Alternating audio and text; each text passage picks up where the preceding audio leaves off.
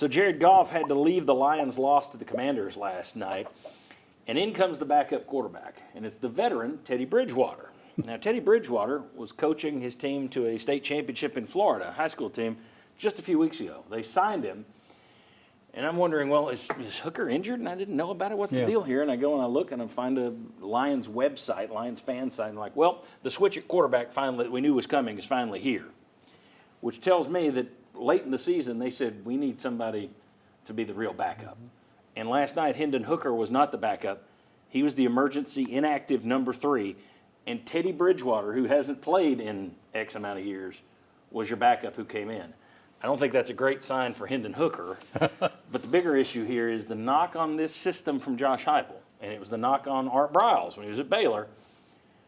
These quarterbacks don't have the same reads that most systems have. Can you teach them in the NFL?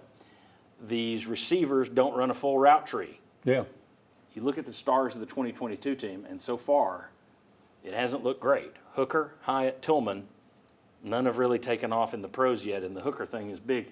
Is this a concern to you on the Heupel front? Because eventually, if you're not prepping guys for the pros, somebody's going to use it to recruit against you. Is that a concern or no? I think it's too early to tell. It's a concern. It's not the level of concern it used to be because at this point it's just who pays the most money.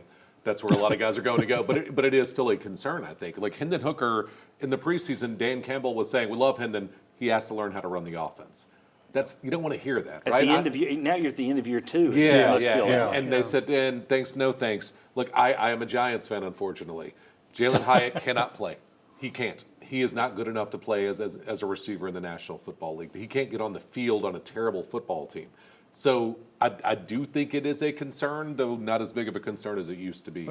But I think it could be a concern if 2 teams are offering the same amount.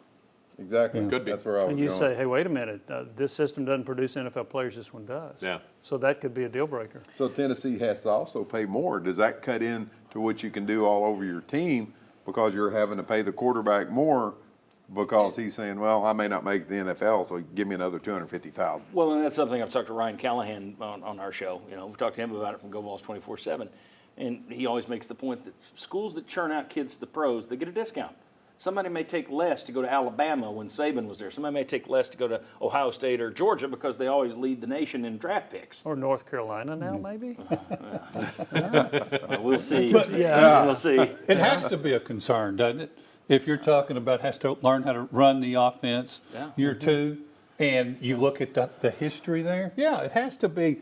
To what degree, I'm not sure, but it has to be a concern. And I always thought if you're a Tennessee fan, well, you care if they don't make it in the pros. But I guess, again, if you've got NIL and you're winning in the college rank, I think you'll be fine. But it may hurt with 1 or 2 players. You may get wind up, no, I want to go somewhere where it's going to be better prepared for the pros. So far, has Tennessee, over the past couple of years, looked like you've brought in the best wide receivers that are available out there at other schools? It doesn't look like you have. Now, maybe totally unrelated, but you haven't brought those guys in. All right, agreed. All right. Email us questions. Don't forget, email us questions at ssdnquestions@gmail.com. We'll answer them starting next Monday on our new YouTube channel, Sports Source Digital Network. Thanks for watching. Thanks to all of our sponsors. Thanks for making this show possible. Be safe out there in the bad weather. We'll see you next Sunday right back here.